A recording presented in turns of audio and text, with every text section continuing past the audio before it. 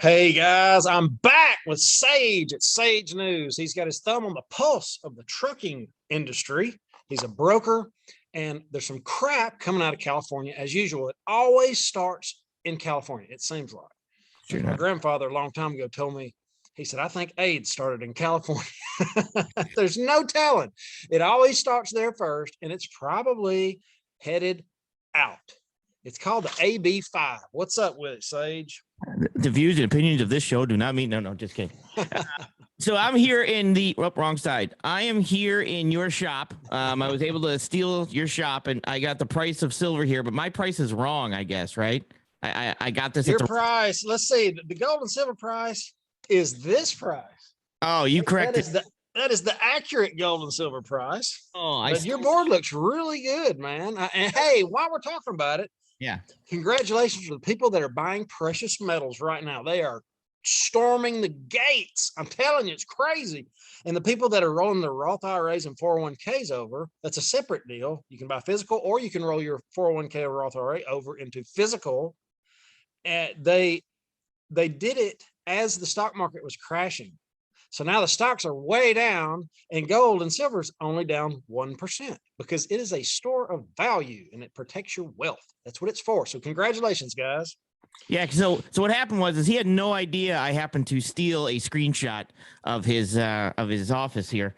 So unfortunately, he changed the price on me. So he didn't know this was coming. When I showed up in this photo, it shocked him a little bit. So that's cool, man. That's cool. That's a cool green screen. I got to get one.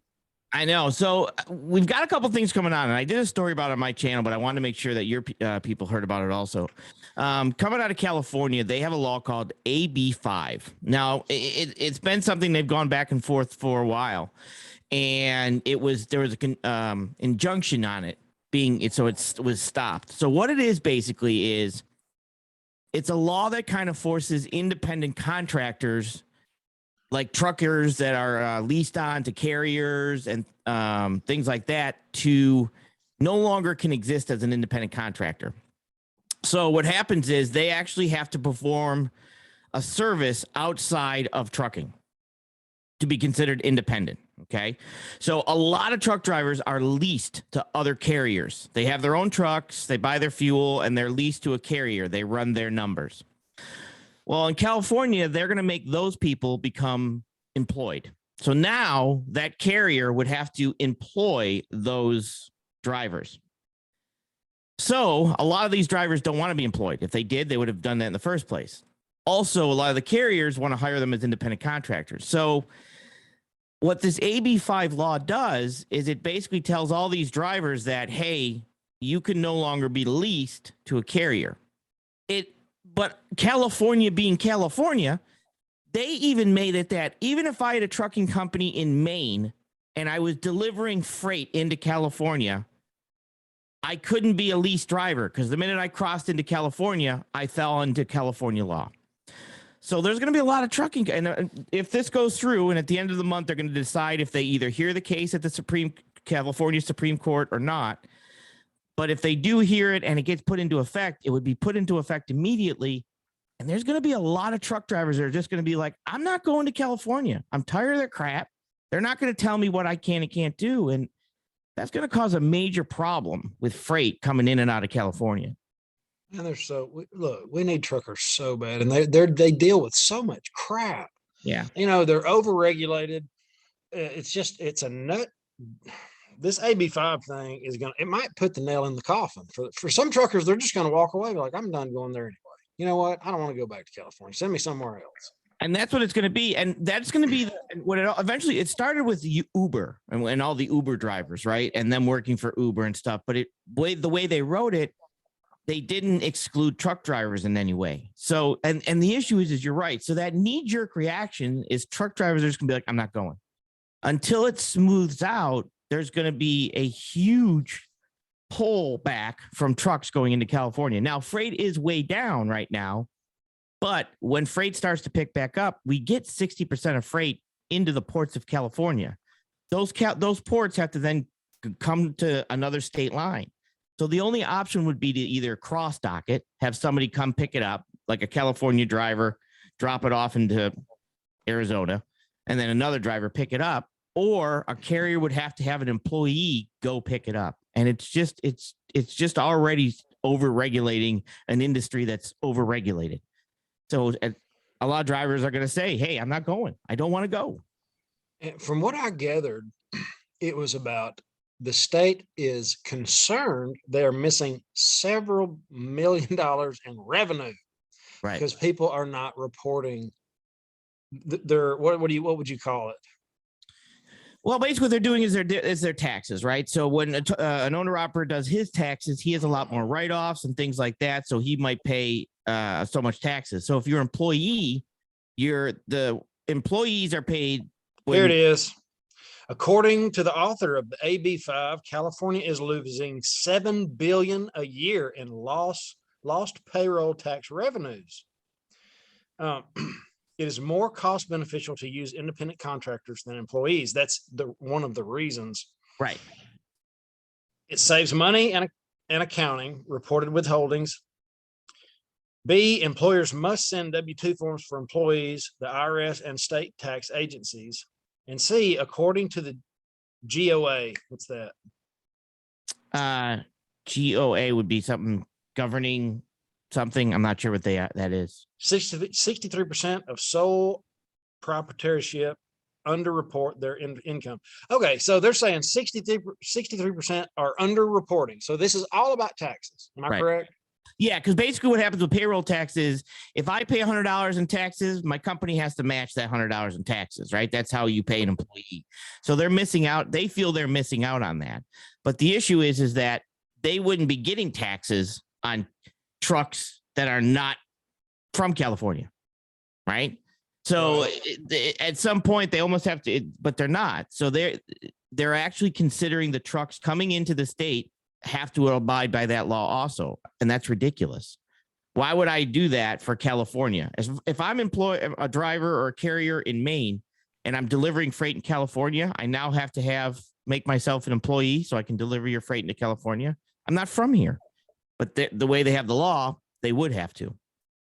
Okay. So this could really shut things down in California. It could really. Is this going to add to the supply problem? Yeah, it would definitely add to the supply problem. Now, for me to have to find a driver to go there, I would have to pay more, which, okay, no big deal. It's, it's going to cost all that other stuff, but those fees get passed down to us eventually somehow. And when you have 60% of the freight coming to the ports of California that eventually come to the places all the way across the East Coast, that's a major problem. When California makes decisions like this, it affects the rest of the supply chain. So they're taxing the whole world.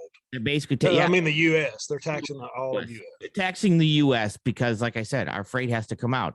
We would all feel that price because something is coming out of California is eventually going to go to Boston, everywhere. And there's going to be added expenses for that during a time of we already have inflation. Yeah, the consumer's going to eat all that. And if this does go through, there's no doubt in my mind it's all a plan, because there's no way you can look at this and not say we can't do this right now.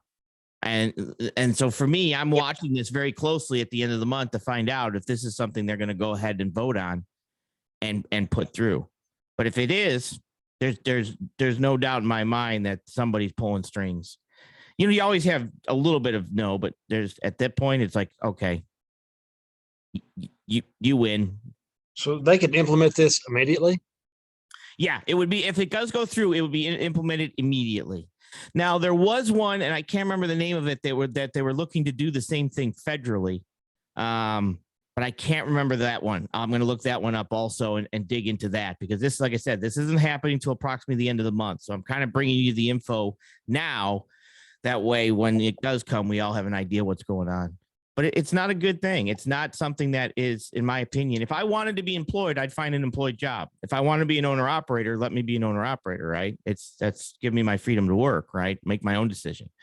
And for me to not even be in your state, who are you to tell me I now have to change my employment status to deliver freight into your state? Sounds like a nightmare. It sounds like an absolute nightmare. I always like to be my own person, my own welding company, my truck, my machine, all that. it just makes it so much easier. And a lot of people want me to work for them. And it's like, no, I'm just going to do my thing. You know, I'm going to do me and you do you. And that's the same thing. You're an independent contractor, and you went and and another welding company called you up and said, "Hey, we need an extra welder. Can you come in as an independent?" In California, they'd have to hire you. So rather than you just coming in and saying, "Hey, yeah, I'll come in for the day because you're short a welder or a week or a job or however that's done," they wouldn't be able to bring you in because you're not a person. How would that even work for a trucker that's headed into California? He's headed into California. So when he crosses the line, he's got to work for whoever he's bringing the load to. I don't understand. I'm not sure how they would enforce that. I don't know if, that's the only thing I want to look into. Like, how are they enforcing that? Are they pulling a truck over and then saying, "Hey, are you a lease driver? Are you a company driver? Show me a W-2." I don't know how they're enforcing this or how they can. That hasn't been discussed. They're just deciding, "Hey, this is how it's going to be from now on." And that's what I want to dig into. But I wanted to bring this to your people before it even got fired up. That's why we're doing the show. Heck yeah. Well, that's awesome, man. I appreciate you bringing that to us. Is there anything else that we need to know about that's going on with diesel or DEF or anything in the trucking industry that's like, I've looked around a little bit today for some updates on the DEF situation, and I can't seem to find. It's kind of like it's gonna happen, but nobody's really making much noise about it. Yeah, right now in trucking, freight is way down, which is causing obviously supply and demand. That causes prices to go way down. So where prices used to be about $3.50 a mile, they're down to about $1.99 a mile. They're dropped that much. So when you have fuel prices at $5 and $6 a gallon, and you have shipping prices way down at about $2 a mile, there's a lot of truck drivers that are going to be parking their trucks. So I think the DEF situation isn't right now being as much of a problem because freight is so slow and there's less trucks moving freight, right? Less trucks burning. But if this picks up, if anything were to, get kicked in, which some things are now being kicked in, Biden just came out and was going to do an executive order to allow shipping of solar panels to come in from other countries other than China. That's going to start to bring some freight in, and things might start picking up because of the government. Then we might have a problem with DEF. But right now, the biggest problem with trucking is prices are so low because freight has fallen off and diesel's so high that a lot of drivers are parking their trucks. They're not hauling the freight, and they make money so they can park now. That's stagflation. That's exactly what it is. We are experiencing stagflation. We're entering a recession. Don't aim. By the time you start hearing them talk about recession, we will be in a depression. They're slow. They're not going to tell you like it is. Yeah, that's right. That's right. Well, Sage, I appreciate you coming on, brother. Yeah, I appreciate you having me on and letting me in your office. And I hope to do it again. Absolutely. Thanks for watching, guys. Hope you have an awesome day. Later.